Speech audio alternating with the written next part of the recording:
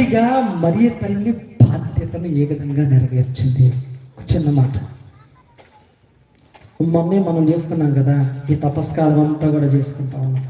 నాకు బాగా నచ్చేటువంటి అంశం ఒకటి చెప్తాను. అందులో ప్రతి బుధవారం లేకపోతే శుక్రవారం కూడా మనం సాయంత్రం పూట ఏం చేసుకుంటాం? శిలువ మార్గం చేసుకుంటా ఉంటాం. శిలువ మార్గంలో మనం ధ్యానం చేసుకున్నట్లయితే ఒక చక్కనైనటువంటి అంశం ఉంటుంది మరియ తల్లి గురించి. బహుశా మీరు ఎప్పుడన్నా ఆలోచించారో లేదో కూడా తెలియదు నాకు. బిడ్డల్ని పెంచేటువంటి విధానం ఎంత బాగుంటుందో. యేసు ప్రభు సిలువను మోస్తా వెళ్తా ఉన్నటువంటి సమయంలో ఒక స్త్రీ ముందుకొచ్చి బరాబరా యేసు ప్రభు దగ్గరకు వచ్చి చూసి, అయ్యా మొహం అంతా కూడా రక్తంతో ఉంది, కష్టపడిపోతా ఉన్నావు, నీరసంగా ఉంటా ఉన్నావు, ఒక్క క్షణం నీకు ఈ యొక్క సుఖాన్ని ప్రశాంతతను ఇస్తా అని చెప్పి ఒక గొడ్డ తీసుకొచ్చి గొడ్డ తీసుకొచ్చి ఏం చేసింది? యేసు ప్రభు దగ్గరికి వచ్చి, అమ్మా మొహం మొత్తం కూడా బాగా దుడిసింది. యేసు ప్రభు ఎట్ట దీవిచ్చాడు? గొడ్డలతో మొహాన్ని దుడితే గొడ్డంతా కూడా ఎట్ట మారాలా? రక్తంతోనో చెమటతోనో దుమ్ముతోనో మారాలా. కానీ ఆ గొడ్డ మీద ఏం పడిందంట? యేసు ప్రభుని యొక్క ముఖ చిత్రం. అది దీవెన. అలా తుడిచి పక్కన పెట్టిన తర్వాత మళ్ళీ కొంచెం దూరం వెళితే మళ్ళీ కొంతమంది స్త్రీలు కనపడతా ఉంటారు. లబో దిబోమని ఏడుస్తూ ఉంటారు. బాగా బాధపడతా ఆయన చూసి ఏడుస్తూ ఉంటారు. మామూలు ఏడుపు కాదు, అది చక్కనైనటువంటి హృదయాలను కదిలించేటువంటి ఏడుపు. ఆ సమయంలో అంతమంది మాట్లాడుతూ ఉన్నా ఎవ్వరికి యేసు ప్రభు స్పందించడు, కానీ ఆ ఏడుపుకు స్పందిస్తాడు యేసు ప్రభు. ఏడుస్తున్నటువంటి స్త్రీలను చూసి అక్కడ ఆగి ఏమంటాడు వాళ్ళతో? యెరూషలేము కుమార్తెలారా, నా నిమిత్తం ఏడవకండి, మీకోసం మీ బిడ్డల కోసం ఏడవండి. వాళ్ళతో మాట్లాడి యేసు ప్రభు యొక్క స్పందనను రేకెత్తించినటువంటి కన్నీరయ్యి ఆ రకంగా ఏడ్చి ముందుకు వెళ్తూ ఉంటారు. ఈ 14 స్థలాల్లో ఈ 3 ప్రధానం, అంటే ఈ స్త్రీలకు సంబంధించినటువంటి అంశం. ఒకటి వెరోనికమ్మ బొడ్డునివ్వటం, 2 ఈ యొక్క స్త్రీలందరూ కూడా ఏడవటం, 3వది ఎలా నడుస్తామంటే ఈ యొక్క యేసు ప్రభువునకు ఇంకొక స్త్రీ ఆయనకు ముందుకు వస్తూ ఉంటది, కనపడతా ఉంటది. ఎవరో అమ్మా, ఎవరో ఎవరో ఎవరో ఎవరో గట్టిగా తన తల్లి మరియ తల్లి కనపడతా ఉంటది. అక్కడ యేసు ప్రభు స్లేవ మోసుకుంటా వస్తుంటే మరియ తల్లి కనపడింది. అక్కడ కనపడి బాధతో గుండంతా కూడా తరుక్కుపోతా, ఆలోచించండి, గుండంతా కూడా తరుక్కుపోతా తన ఒక కుమారుడు ఈ రకంగా బాధ పడుతూ సిలువను మోస్తున్నాడు అనేటువంటి ఆ బాధతో మరియ తల్లి యేసు ప్రభువును చూసి పలికినటువంటి మాట ఏమన్నమ్మా? మరి తల అన్న మాట చెప్పండి, నాకు గుర్తురాట్లా అసలు. అదే యేసు ప్రభు చూసింది కదా, అలా వస్తా ఉన్నప్పుడు యేసు ప్రభు చూసింది కదా, చూసి బాధతో కన్నీటితో మరియ తల్లి యేసు ప్రభు దగ్గరికి వెళ్ళి మాట మాట్లాడుతూ ఉంటది. యేసు ప్రభు టక్కని చెప్పండి తొందరగా, గుర్తురాట్లే.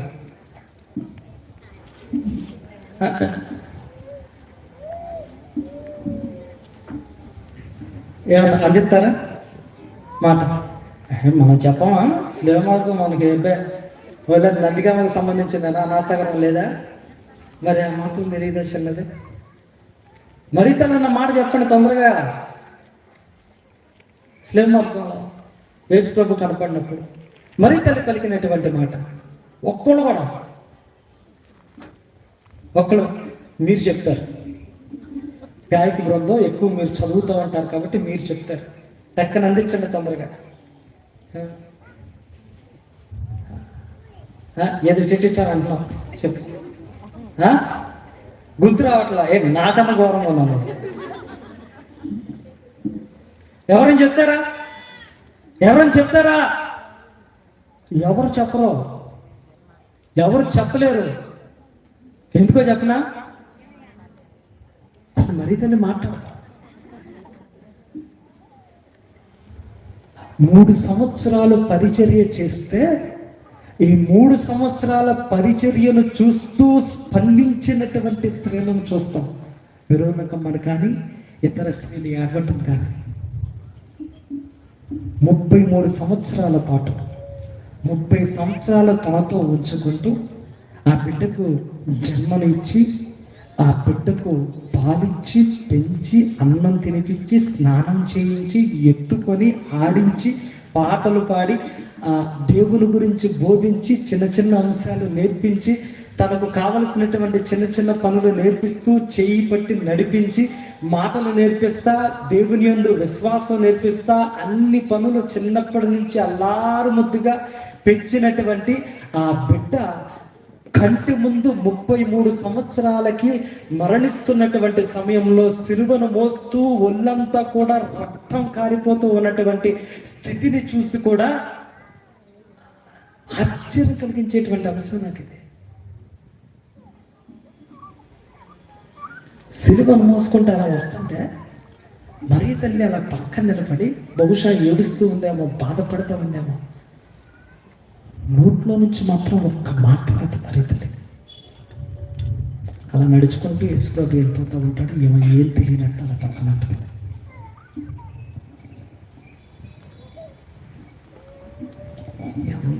ఎంత కఠినమైనటువంటి స్త్రీలాగా, రాయిలాగా ఉంది హృదయం. నా బిడ్డ నా కంటి ముందు అలా కష్టపడితే, ఒక చిన్న దెబ్బ తగిలితే, కింద పడితే, లేకపోతే ఏదో చిన్న యాక్సిడెంట్ కానీ అయితే మనం ఏ రకంగా స్పందిస్తాం? ఏ రకంగా, ఎంత బాధపడతాం, ఎన్ని రకాలుగా మనం మాటలు మాట్లాడతాం, దేవుడి దగ్గరికి వచ్చి ఎంత రకాలుగా ప్రార్థన చేస్తాం. ఏం చేయదు, అసలు ఏం తెలియనట్టు పక్కన ఉంటాం. అదేంటో అర్థం కాదు. ఎందుకు బిడ్డ అంటే ఇష్టంగా కాదు, ఆ బిడ్డ యందు దేవుని ప్రణాళిక నెరవేరాలి అంటే తన ఏకైక కుమారుని యందు దేవుడు యావే తండ్రి తన జీవితంలో ఏర్పరిచినటువంటి ప్రణాళిక నెరవేరాలి అంటే నేను దానికి అడ్డుపడకూడదు. నా తల్లి ప్రేమ దానికి అడ్డుపడకూడదు. నా బిడ్డ మీద నేను చూపించేటువంటి గారాబం అడ్డు పడకూడదు. కాబట్టి మనస్సులో బాధ ఉన్నా తప్పుకుంటా, మనస్సులో బాధ ఉన్నా దిగలుగుకుంటా. నా బిడ్డ జీవితంలో దేవుని ప్రణాళిక నెరవేరాల్సిందే. సైలెంట్గా ఉంటా. మన బిడ్డల్ని కానీ మనం ఇలా పెంచితే వాళ్ళ జీవితాలు ఎందుకు బాగోవో మీరే ఆలోచించండి. 18 సంవత్సరాలు నిండగానే, 20 సంవత్సరాలు నిండగానే తల్లిదండ్రులు పరిగెత్తుకుంటూ వస్తారు ఫాదర్ల దగ్గరికి. స్వామి మా మాట అంటలా, స్వామి మేము చెప్పింది అంటలా, ఆడు ఇష్టం వచ్చినట్టు మారిపోతా ఉన్నాడు, ఇష్టం వచ్చినట్టు నచ్చినటువంటి చోట్లకి వెళ్తున్నాడు, నచ్చినటువంటి విధంగా ఉంటా ఉన్నాడు, అన్ని అలవాట్లు అవుతా ఉన్నాయి. మధు తాగుతున్నాడు, సిగరెట్లు తాగుతున్నాడు, ఈ మధ్య ఇతర అలవాట్లు కూడా అలవాటు పడిపోతా ఉన్నాడు, రకరకాలుగా చేస్తా ఉన్నాడు. ఏమన్నా గద్దెద్దామన్నా తిరిగి ఎదురెత్తున్నాడు. అయిపోయే నువ్వు నాకు చెప్పేదన్న మాటలు అంటా ఉన్నాడు. సరిగ్గా మాట్లాడితే ఇంటికి వస్తాడో రాడు అర్థం కావట్లేదు. స్వామి ఏదో ఒక రకంగా నువ్వే పిలిచి మాట్లాడు స్వామి. 20 సంవత్సరాలు పెంచి నీ మాట ఎండగాని వారానికి ఒక రోజు వచ్చి 2 గంటలు గుళ్ళో కూర్చొని, అది కూడా దేవాలయం బయట కూర్చొని పూజ అయిన తర్వాత నేను బయటకు వస్తే స్తోత్రం స్వామి అని చెప్పి నా మాట మాత్రం వింటాడు. ఎందుకు నీ మాట వింటలా? ఎందుకు నువ్వు చెప్పిన దాని మాట వింటలా? ఎందుకు నువ్వంటే భయం లేదు? ఎందుకు నీ మాటకు గౌరవం లేదు? ఎందుకంటే మరి చిన్నప్పటి నుంచి మనకు పెంచిన విధానం ఉంటుంది కదా.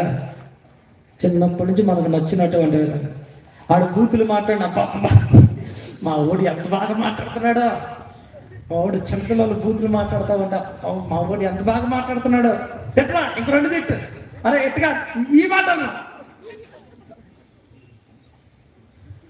పెద్ద అయిన తర్వాత ఎవరో ఒకళ్ళు 2 మాటలు ఆ ఫ్రెండ్స్ని ఎవరో ఒకళ్ళు తిడతాను కొడతాను ఏదో వాడు చేస్తా ఉంటే ఆంటీ గద్దించుకోకుండా ఎదురు తిడుతున్నాయి. ఆడి జోలికి ఎందుకు రావాలి నువ్వు, దూరం ఉండే. గుడుకు తీసుకొచ్చి గుళ్ళు అల్లరి చేస్తా ఉంటే 2 దెబ్బలే సైలెంట్ కూర్చోరా అని చెప్పాల్సింది పోయి చిన్నపిల్లడు స్వామి అల్లరి చేస్తే తప్పే ఉంది, దానికి కూడా మీరు తిడతారేంటి? పిల్లలు నాకు అల్లరి చేయకుండా ఉండరా ఏంటి? ఏమ్మా ఏంటి ఆదివారం అబ్బాయి కనపడలేదు, పిల్లోడు కనపడలేదు, ఏమైంది? స్వామి వారం అంతా స్కూల్ స్వామి, పొద్దున్నే 6:30 7ంటికి లేగుతున్నాడు. వారంలో ఒక్క రోజు సెలవు ఆదివారం. ఈ రోజు కూడా పాపం నిద్ర లేకపోతే స్వామి పడుకోబెట్టా. బయట నేను వచ్చేటప్పుడు పరిమాణాలకు గొళ్ళు వేసి తాళం వేసి వచ్చాను ఇంట్లో. నేను గుడికి వచ్చాక స్వామి నేను ప్రార్థన చేస్తాను అని. గుడికి వస్తున్నాడు రాదు కూడా మనం పట్టించుకోవట్లా. ఎట్టుండి అది అడిగింది ఇచ్చి, లేకపోతే ఇష్టం వచ్చినట్టు ఉంటున్నా కానీ గారాబం చేసి ఒక మాట అనకుండా ఏం చేయకుండా ఈ రకంగా అన్నీ చేయాల్సినవి అన్నీ చేసి 20 సంవత్సరాలు వచ్చేసరికి నీ మాట అనకపోతే అప్పుడు నేను గుర్తొస్తా, పరిగెత్తుకుంటూ వస్తావు. అప్పుడు స్వామి నా మాట అంటున్నా, ఏదో ఒకటి చేయండి స్వామి, ప్రార్థన చేయండి స్వామి, 4 మాటలు చెప్పండి స్వామి. ఈరోజు మరియ మాత తన కుమారుని జీవితాన్ని దేవుని ప్రణాళిక యందు ఏ రకంగా అడ్డుపడకుండా ఉందో ఆ రకంగా మనం ఉండగలమా ఆలోచించు.